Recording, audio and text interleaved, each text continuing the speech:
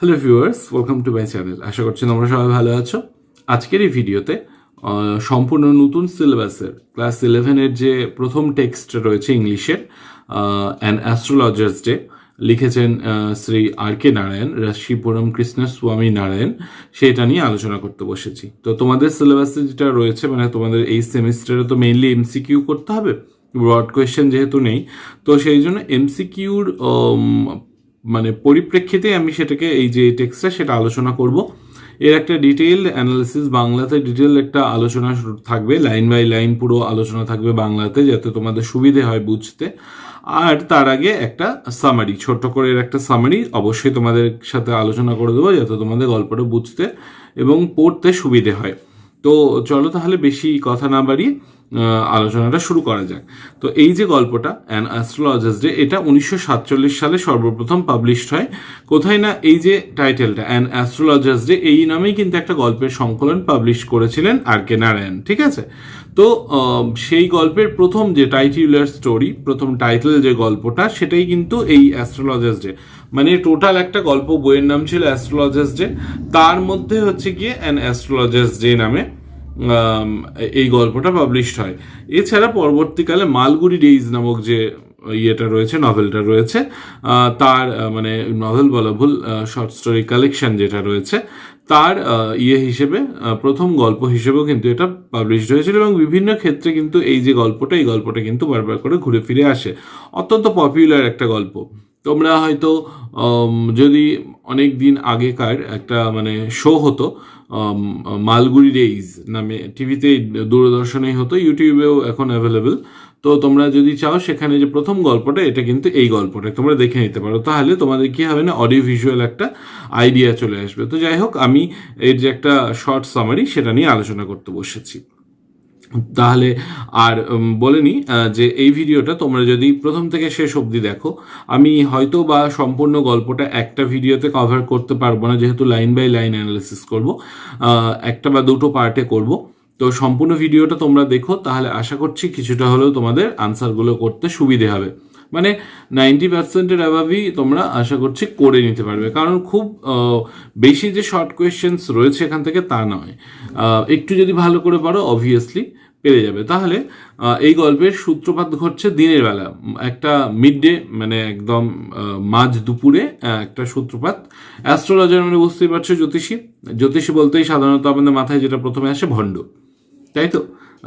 সাধারণত জানি না কি দেখে না দেখে তারা আদৌ, আমি মানে একটা কারোর সাথে বিতর্কে বা তর্কে যেতে চাইছি না, হয়তো তাদের অনেকেই জানতেও পারে, নাও জানতে পারে, অরিজিনাল হতেও পারে, নাও হতে পারে, কিন্তু বেশিরভাগ ক্ষেত্রে দেখা যায় তারা ভণ্ড হয়, তারা ঠগ হয়, তারা না শিখেই, কোনো কিছু না জেনেই এই শাস্ত্রী, অমুক সম্রাট, অমুক স্বর্ণপদক প্রাপ্ত, এইরকম কিছু হয়, তার সাধারণত ঠগ হয়, এটা আমরা বলতেই পারি। তো এখানেও যে আমরা নামহীন একজন ইয়ে দেখতে পাবো, আমাদের যে স্পিকার বা আমাদের যে মেইন চরিত্র দেখতে পাবো, অ্যাস্ট্রোলজারটি, সেও কিন্তু তাই। তার সাথে মানে সে কিন্তু কোনোদিনও ভাবেওনি ভবিষ্যতে যে সে একজন জ্যোতিষী হবে।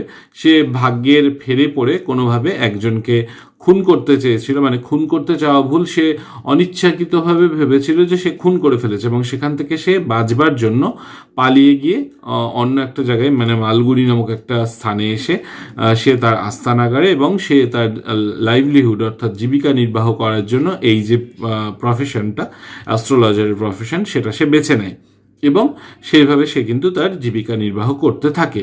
তো শুরুতে কি দেখতে পাচ্ছি না, একটা বড় গাছের নিচে, মোটামুটিভাবে একটা গ্রামীণ এলাকা, গ্রামীণ একটা সেটিং, মালগুড়ি নামক একটা গ্রাম, সেইখানটাই একটা গাছের নিচে এই যে আমাদের অ্যাস্ট্রোলজার বাবু, সে তার বিভিন্ন যন্ত্রপাতি, জিনিসপত্র, কড়ি, তারপরে হচ্ছে গিয়ে তালপাতার লেখা, তারপরে আরও কী কী সব জিনিসপত্রগুলো, যে সমস্ত জ্যোতিষীদের জিনিসপত্র হয়, সেই সমস্ত জিনিস নিয়ে সে তার দোকান পসার খুলে বসেছে। সেখানে আরও কিছু কিছু দোকান রয়েছে, যেমন হচ্ছে গিয়ে জামা কাপড়ের দোকান, তারপরে বাদামওয়ালা রয়েছে, হার্ডওয়্যারের যন্ত্রপাতি রয়েছে, এইরকম অনেক কিছু রয়েছে। তো দোকানগুলো সাধারণত তাদের নিজস্ব লাইট রয়েছে, মিউনিসিপ্যাল যে আলোর ব্যবস্থা সেখানটাই নেই। এই যে জ্যোতিষী, সেই জ্যোতিষীর কাছেও তার নিজস্ব কোনো আলোর ব্যবস্থা নেই। আর একটা যেটা ব্যাপার সেটা হচ্ছে কি এই জ্যোতিষীর সাজসজ্জা, মানে সে এমনভাবে নিজেকে বদলে ফেলেছে তার মানে পুরনো জীবন থেকে সম্পূর্ণ আলাদা লাগছে। কপালের মধ্যে ভস্য লাগানো, তারপরে তিলক কাটা, এবং বড় বড় গোঁফ, মাথায় জটা মানে রয়েছে ওই অরেঞ্জ কালারের টারবান, মানে পাগড়ি পরে রয়েছে সে, মানে আর হচ্ছে গিয়ে চোখের মধ্যে একটা উজ্জ্বল জ্যোতি রয়েছে, যেইটা সাধারণত কি না সেটা হচ্ছে গিয়ে মুরগি খোঁজা, মানে যাই হোক এমন পাবলিক যাদেরকে মুরগি বানানো সহজ সেই রকম কাস্টমার খোঁজা। কিন্তু লোকের দেখে মনে হবে যে না, নিশ্চয়ই লোকটি প্রচণ্ড বিজ্ঞ, তার প্রচুর জ্ঞান গম্যি রয়েছে, সেই জন্য তার চোখে এত সুন্দর জ্যোতি রয়েছে। আসলে সেটা কোনো কিছুই না, সেটা লোককে ধরবার যে একটা টেন্ডেন্সি বা একটা পাওয়ার, সেই পাওয়ারটা তার মধ্যে, সেই যে উজ্জ্বলতাটা চোখের মধ্যে সেটা এনে দিয়েছে। তো এইরকমভাবে কিন্তু বর্ণনা করছেন আর কে নারায়ণ আমাদের এই অ্যাস্ট্রোলজারকে। তো একটা নির্দিষ্ট দিন, সেদিন সেই দোকানটা তার সে শুরু করেছে, এবং বলছেন যে এই যে জ্যোতিষী, তার কাছে কেউ আসলে তিনি সরাসরিভাবে কোনো কিছু তাকে বলতে শুরু করে দেন না। তো তিনি যে কোনো প্রশ্নের 3 পয়সা করে চার্জ করেন, ঠিক আছে, মানে যেটা প্রশ্ন করা হবে তাকে তার জন্য তিনি 3 পয়সা করে নেন। তো তার আগে মানে যে কোনো জিনিস শুরু করবার আগে তার সাথে তিনি মোটামুটিভাবে বেশ গল্প করে নেন, 10-15 মিনিট গল্প করে তার পুরনো যে জীবনটা রয়েছে সেই জীবনটা সম্বন্ধে তিনি জেনে নেন। ফলে কি সাধারণত লোকের প্রবলেমগুলো মোটামুটিভাবে একই রকম হয়, এবং সেইগুলো বলেই মানুষ যেটা শুনতে পছন্দ করে সেইগুলো এই যে অ্যাস্ট্রোলজি সে খুব সুন্দর করে বলে টলে তাকে ভ্যান তারা দিয়ে বুঝিয়ে টুঝিয়ে তাকে বাড়ি পাঠিয়ে দিতে সমর্থ হয়। এইভাবেই তার মোটামুটিভাবে দিন কাটছিল। তো একটা দিন এরকম কি হয়, তার সম্পূর্ণ সব দিনের যা কাজকর্ম সেগুলো হয়ে গিয়েছে। এবার রাত্রিবেলা সে যখন জিনিসপত্র গোটাচ্ছে বাড়ি ফিরবে বলে, সেই সময় একটা লোক আসে এবং সেই লোকটি তাকে পাকড়াও করে, মানে আমাদের এই লোকটিকে, অ্যাস্ট্রোলজার লোকটিকে, এবং এসে বলে যে হচ্ছে আমি আমার কিছু জানতে চাই, এবং তাকে চ্যালেঞ্জ করে যে তুমি এই সমস্ত ভুল ভ্রান্তি এগুলো সমস্ত বলছো। তো তখন এও খেপে যায় আমাদের অ্যাস্ট্রোলজার, এ বলছে যে না, আমি ঠিকঠাকই করি, তুমি বলো কি তুমি কি জানতে চাও। তো যাই হোক, সে হঠাৎ করে তার একটা মানে পরিচয়ের ব্যাপার আসে, মানে সে যে লোকটি, স্ট্রেঞ্জার লোকটি, মানে আমাদের অ্যাস্ট্রোলজার বাবু, জ্যোতিষী বাবু, সেই অচেনা লোকটিকে দেখে তার কিছু মনে পড়ে যায়, এবং সে সেখানে বলে যে আমি আজকে আর করছি না, তুমি এর পরের দিন এসো, আমি চললাম। কিন্তু সেই লোকটি তাকে যেতে দিতে রাজি হয় না, বলে আমি তোমাকে বেশি টাকা দিচ্ছি, কিন্তু তোমাকে আমার উত্তর দিতে হবে। তো প্রথম প্রথম রাজি না হলেও লোকটি কিন্তু তাকে জোর করে সেখানটায় বসায়, এবং সে তাকে একটা পর একটা প্রশ্ন করতে থাকে। তাদের মধ্যে একটা ডিল হয় যে যদি সে ঠিকঠাক বলে সে তাহলে 1 টাকা দেবে পুরোপুরি, এইরকম টাইপের। তো প্রথমে 5 টাকা চাই, তারপরে সে 5 টাকাতে রাজি না হলে সেটা কমে আসে 8 আনা 1 টাকা এরকম করে।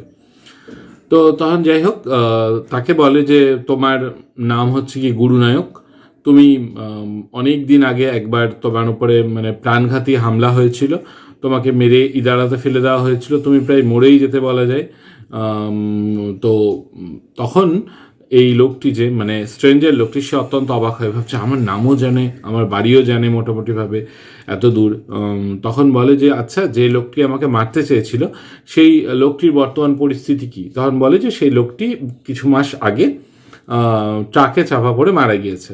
তো সেটা শুনে সেই যে গুরুনায়ক বা আমাদের যে অচেনা ব্যক্তিটা, সে হচ্ছে গিয়ে একটু হলেও শান্তি পায়। সে ভাবে যে যে বাবা, এই তার মানে এই যখন আমার নাম ঠিকঠাক বলে দিয়েছে, আমার বাড়ি ঠিকঠাক বলেছে, তার মানে সেই যে লোকটি আমাকে খুন করতে চেয়েছিল সে মারা গেছে, এই ঘটনাটাও তার মানে ঠিক। এবং সে সেটাতে আশ্বস্ত হয়ে তাকে কিছু নির্দিষ্ট টাকা দিয়ে সে সেখান থেকে চলে আসে। এবং সেই দিন সে যখন বাড়ি যায়, মানে জ্যোতিষী যখন বাড়িতে যাচ্ছে, তার বউকে সেই টাকাটা দিচ্ছে, দিয়ে দেখতে পাচ্ছে মোটামুটিভাবে 1 টাকা না দিলেও 12.5 আনা তাকে তার চার্জ বাবদ দিয়েছে, জ্যোতিষীর চার্জ বাবদ। তো সেদিন জ্যোতিষীটি তার নিজের মনের কথা, নিজের একটা কথা, পুরনো কথা সে কনফেস করে এবং বলে যে আমি এতদিন আমার মনের মধ্যে একটা পাপবোধ ছিল যে আমি হয়তো কম বয়সে খুন করেছিলাম একটা, মানে আমার হাতে ভুল করে সেই খুনটা হয়ে গিয়েছিল বলেই হয়তো আমি নিজেকে মাফ করতে পারতাম না। আমার বুকের উপর একটা পাথরের মতন ছিল, সেটা আজকে নেমে গিয়েছে, কারণ সেই লোকটি বেঁচে রয়েছে। তো তার ওয়াইফকে সে আরও বলে যে সে একটা বাজে সঙ্গে পড়েছিল এবং সেই জন্যই তার হাতে এরকম একটা ঘটনা ঘটে গিয়েছিল। তো আজ সেটা সে নিষ্পত্তি করে দিয়েছে এবং এই সময় যে সেই টুইস্টটা আসে এবং আমরা জানতে পারি এই জ্যোতিষীটি তার মানে ইয়াং বয়সে এই গুরুনায়ককে খুন করতে চেয়েছিল নেশার বশে, মানে তাকে স্ট্যাব করে দিয়েছিল, চাকু একদম মেরে দিয়েছিল, কিন্তু যাই হোক কোনোভাবে সে বেঁচে গিয়েছিল এবং বর্তমানে তাকে উল্টো পাল্টা হিজিবিজি বুঝিয়ে তাকে কিন্তু বাড়ি পাঠিয়ে দিতে সমর্থ হয়েছে। বলেছে যে সে মারা গিয়েছে, তারপরে আরও এইরকম অনেক কিছু করে কিন্তু সে নিজের প্রাণটা বাঁচাতে সমর্থ হয়েছে এবং তার কাছে এটাও প্রমিস করিয়ে নিয়েছে গুরুনায়কের কাছ থেকে যে তুমি কিন্তু কখনোই আর গ্রাম ছাড়া হবে না, কারণ গ্রাম ছাড়া হলেই কিন্তু তোমার মৃত্যু অবধারিত। আরও তার কাছ থেকে শপথ করিয়ে নিয়েছে যাতে সে কোনোদিনও দক্ষিণের দিকে না আসে। এবার গুরুনায়ক স্বাভাবিকভাবে তার শত্রু যখন মারাই গিয়েছে সে কী জন্য আর দক্ষিণে আসতে হবে, তো সেও ওই জন্য কথাই দিয়ে দিয়েছে। তো এই যে গল্পটা, এই গল্পটা এখানে শেষ হয়েছে। তো চলো তাহলে এর যে লাইন বাই লাইন অ্যানালিসিসটা রয়েছে সেই দিকটা শুরু করা যাক। অ্যান অ্যাস্ট্রোলজার্স ডে, একজন জ্যোতিষীর দিন। মানে জ্যোতিষীর দিনও নামচা সেই রকম কোনো কিছু নয়, মানে একটা মানে দিন যেই দিনটা তার নিজস্ব, মানে যেই দিনটা সে জয়লাভ করেছে বা সেদিন সে কোনো কিছু একটা লাভ করেছে, ঠিক আছে। An astrologer's day. Punctually at mid day he opened his bag.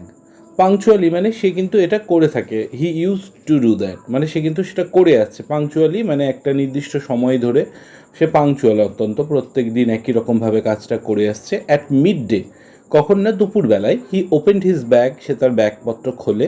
And spread out his professional equipments, এবং তার যে সমস্ত ইকুইপমেন্টসগুলো মানে তার যন্ত্রপাতি, তার জিনিসপত্র যেগুলো প্রফেশনাল মানে তার কাজ সম্বন্ধীয় যে সমস্ত জিনিসপত্র সেইগুলো সে বের করে আনে ব্যাগ থেকে।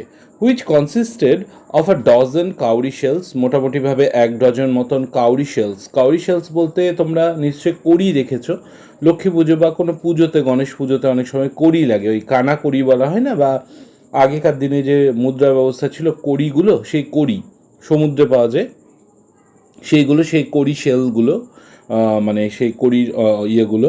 আর স্কোয়ার পিস অফ ক্লোথ, একটা চারকোনা কাপড়ের টুকরো, with obscure mystic charts on it, এর উপরে কিছু অবসকিওর মানে যেটা পুরোপুরিভাবে মানে কিছু বুঝতেই পারা যায় না এমন, ঠিক আছে, একদম বোধগম্যতাহীন, কিছু বুঝতে পারা যাচ্ছে না এরকম মিস্টিক কিছু অত্যন্ত রহস্যাবৃত চার্ট, এর উপরে কিছু চার্ট রাখা আছে অন ইট।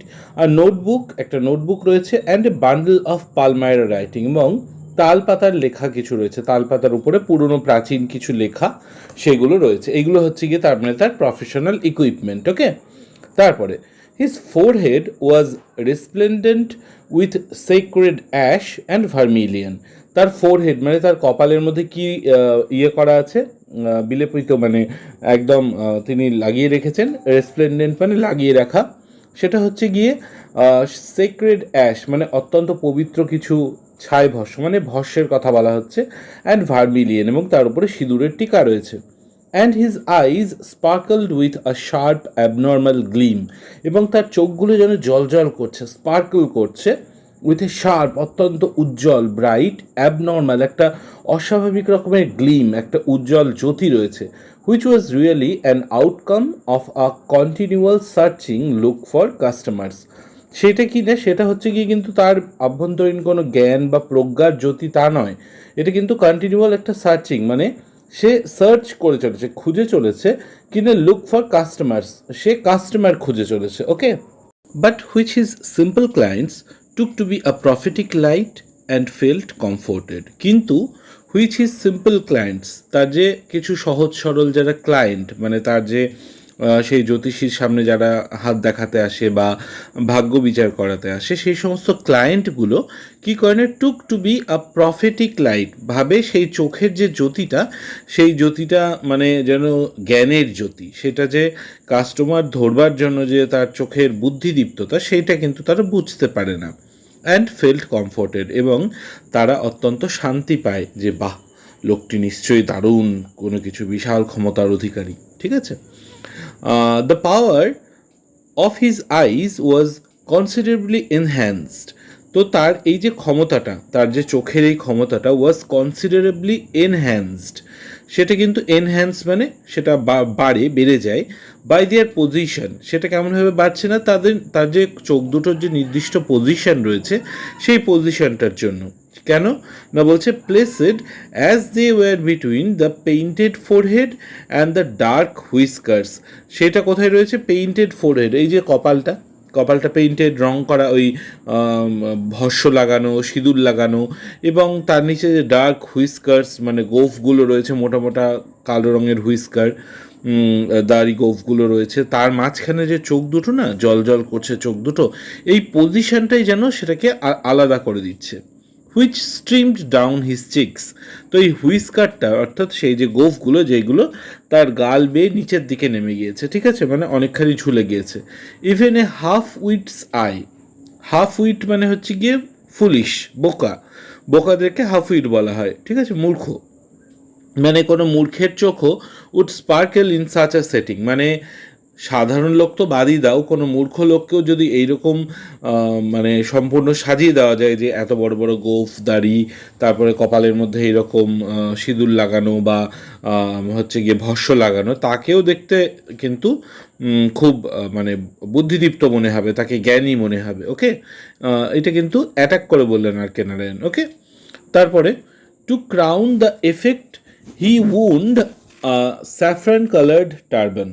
তো টু ক্রাউন দ্য এফেক্ট মানে এই যে ফলাফলটা বেরিয়ে আসছিল, এইটাকে ক্রাউন করবার জন্য, ক্রাউন মানে হচ্ছে গিয়ে বলা যায় ধরে নাও মুকুট, মানে এই মানে এত সুন্দর করে সে হয়ে আছে, তার উপরে মানে আরও যদি বলা যায় মানে তার বিশেষণ সেটা যদি করতে যায়, তাহলে কি হচ্ছে না, দ্য এফেক্ট, এই এফেক্টটার উপরে আরও বেশি প্রভাব ফেলেছিল কি না, the he wound saffron colour turban, সে একটা গেরুয়া রঙের টার্বান পরেছিল। উন্ড, ওয়াইন্ডের পাস্ট টেন্স হচ্ছে উন্ড। ওকে, সে জড়িয়ে রেখেছিল মাথাতে গেরুয়া রঙের টার্বান অর্থাৎ পাগড়ি, অ্যারাউন্ড হিজ হেড, তার মাথার চারপাশে। This colour scheme never failed, এই যে গেরুয়া রং সেটা কিন্তু কখনো ফেল করবে না, কখনোই সেটা কিন্তু মানে তার যে একটা আপিল রয়েছে সেটা কখনোই সেটা ব্যর্থ হবে না। কারণ মানুষজন যখনই দেখে নেবে এই যে গেরুয়া রঙের মাথায় পাগড়ি পরে রয়েছে, কপালে ভস্য, তিলক কাটা, মানুষজন শিওর ভাববেই যে না, এটা নিশ্চয়ই কোনো সাধু, কোনো আদিগুরু, বিশাল কেউ একটা, ঠিক আছে। People were attracted to him as bees are attracted to cosmos or dahlia stalks. তাহলে কি লোকজন ঠিক তার দিকে আকর্ষিত হয়ে চলবে, যেমন করে মাছি বা মৌমাছির দল তারা কি করে কসমস ফুল বা ডালিয়া ফুলের যে ডাল সেদিকটাতে যেমন করে মৌমাছিরা এগিয়ে যায়, মানুষজনও তাদের দিকে ঠিক আকর্ষিত হয়। ওকে, আমি একটু আস্তে আস্তেই পড়াচ্ছি, যদি আরও মনে হয় আস্তে করবার জন্য তাহলে তোমরা একটু আস্তে করে নিও ভিডিওটা, আর যদি ফার্স্ট মনে হয় করতে তাহলে তোমরা তো জানোই সেটিংস থেকে একটু ফার্স্ট করে নিও। হ্যাঁ, he sat under the boughs of a spreading tamarind tree. তো সে কোথায় বসেছিল?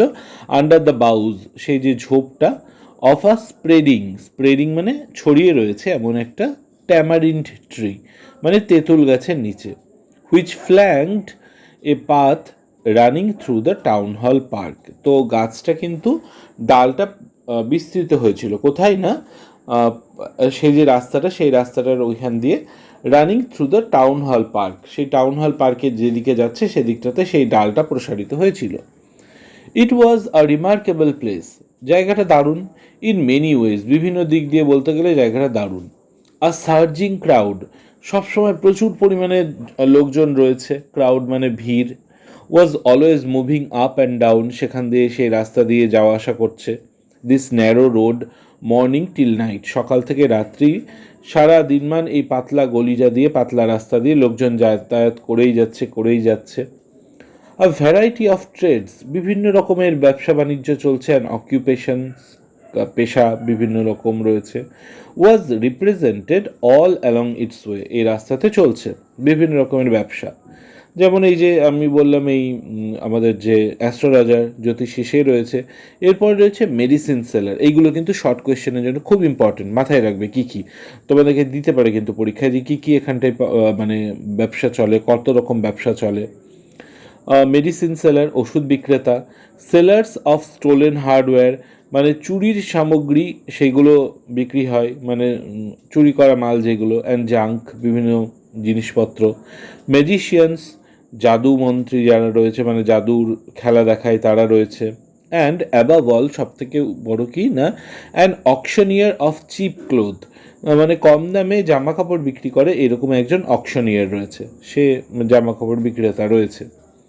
হু ক্রিয়েটেড এনাফ ডিন, ডিন মানে চিৎকার, সে প্রচুর চিৎকার করতে থাকে, এই 10 টাকার মাল 50 টাকা, বা এরকম বলে না, 50 টাকা 50 টাকা জামা কাপড়, 50 টাকা 40 টাকা 30 টাকা, এরকম টাইপের এখন যেমন অনেকে বলে থাকে।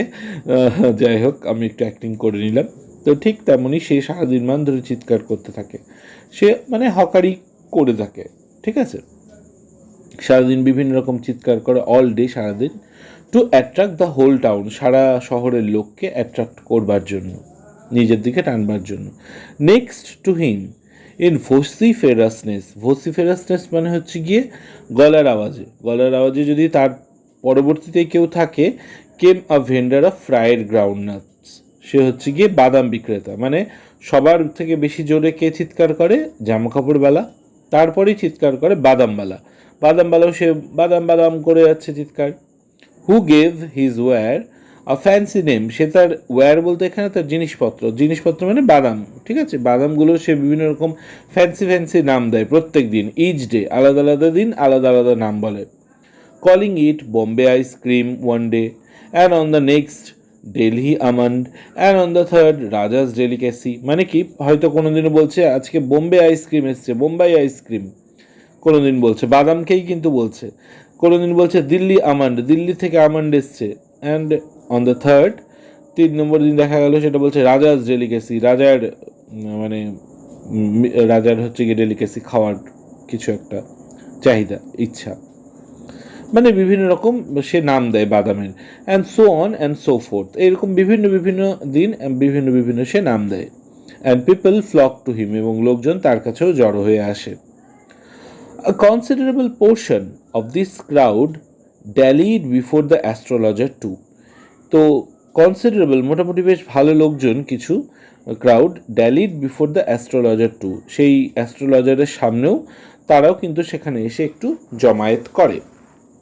The astrologer transacted his business by the light of a flare which crackled and smoked up above the groundnut heap nearby. সেখানটাই কি হয় না, অ্যাস্ট্রোলজারের ট্রানজ্যাক্টেড হিজ বিজনেস, তার যে ব্যবসাটা সেটাকে সে বেশ ভালোই চালাচ্ছে। By the light of a flare, সেখানে হালকা হালকা আলো এসে পড়ে। Which crackled and smoked up, মানে অ্যাবাভ দ্য গ্রাউন্ডনাট হিপ, মানে ওই বাদামের যে হিপটা রয়েছে, স্তূপটা রয়েছে, সেখান থেকে যে ধোঁয়াটা বা বেরিয়ে আসে, বা ফ্লেয়ারটা, আগুনটা, সেই আগুনের আলোতে খানিকটা খানিকটা আলোকিত হয়, সেইখানটায় সে ভালোই ব্যবসাটা বেশ ফেদে বসেছে। Half the enchantment of the place was due to the fact that it did not have the benefit of municipal lighting. তো এই জায়গাটার যে এনচ্যান্টমেন্টটা, ম্যাজিক্যাল ব্যাপারটা, ম্যাজিক্যাল অ্যাম্বিয়েন্স, যেটা একটা জাদুকরী একটা ভূমিকা যে রয়েছে, কারণ দেখো জ্যোতিষ সম্পূর্ণ কিন্তু একটা জাদুবিদ্যা টাইপ বলা যায়। তো এই জাদুটা আরও বেশি করে কেন মানে প্রস্ফুটিত হয়েছে না, এই যে আলো আধারি একটা ব্যাপার, সেই কারণে, কারণ এখানে মিউনিসিপ্যাল লাইটিং কিন্তু ব্যাপার নেই। ওই যে একটা বাদামের ওইখান থেকে আগুনের আলোটা আসছে হালকা হালকা, সেইটার জন্য একটা আলো আধারি পরিবেশ তৈরি হচ্ছে, সেই জন্যই কিন্তু এই যে জায়গাটা, সেই জায়গাটা আরও বেশি করে গুরুত্ব লাভ করছে। ওকে, তারপরে the place was lit up by shop lights. তো এই যে জায়গাটা, এই জায়গাটা কিন্তু দোকানের লাইট দিয়েই কিন্তু বিশেষ করে আলোকিত, এখানে কিন্তু মিউনিসিপ্যালিটি থেকে কোনো আলোর ব্যবস্থা করা হয়নি। 1 or 2 had hissing gas lights, কারো কারো কাছে হয়তো একটু ওই শব্দ করা গ্যাস লাইটগুলো, ওই আগেকার দিনে হ্যাচাক লাইটগুলো, সেগুলো রয়েছে। সাম হ্যাড নেকেড ফ্লেয়ার্স, কিছু জনের কাছে মশাল রয়েছে। নেকেড ফ্লেয়ার্স মানে সেই উন্মুক্ত ফ্লেয়ার, ফ্লেয়ার মানে আগুন জ্বলছে, উন্মুক্ত ফ্লেয়ার মানে বুঝতে পারছো মশাল। স্টাক অন পোলস, বাঁশের উপরে জ্বলছে মানে মশাল। Somewhere lit up by old cycle lamps, কিছু জনের হয়তো পুরনো সাইকেলের যে আলোগুলো, বাতিগুলো, সেগুলো রয়েছে। অ্যান্ড ওয়ান অর টু, একজন দুজনে, লাইক দ্য অ্যাস্ট্রোলজার্স যেমন করে এই জ্যোতিষীটির ঠিক তেমনভাবে managed without lights of their own, সে বা তারা কি করছে, তারা নিজেদের কোনো আলো টালো নেই, এই অবস্থাতে তারা কিন্তু মোটামুটিভাবে চালিয়ে নিচ্ছে। তো আজকের ভিডিওটা আমি এতদূর অবধি পজ করছি, অনেকটা বড় হয়ে গেল। নেক্সট ভিডিওতে আমি যতটা পারবো পরের যে পার্টটা সেই পার্টটা করে দেওয়ার চেষ্টা করব। আশা করছি তোমাদের কিছুটা হলেও ভালো লেগে থাকবে। যদি ভালো লেগে থাকে প্লিজ লাইক করো, বন্ধুদের সাথে শেয়ার করো, আর চ্যানেলটা যদি সাবস্ক্রাইব না করে থাকো ভবিষ্যতের যে ভিডিওগুলো সেগুলো পাওয়ার জন্য অবশ্যই সাবস্ক্রাইব করে রেখো। সম্পূর্ণ ভিডিও দেখবার জন্য অসংখ্য ধন্যবাদ।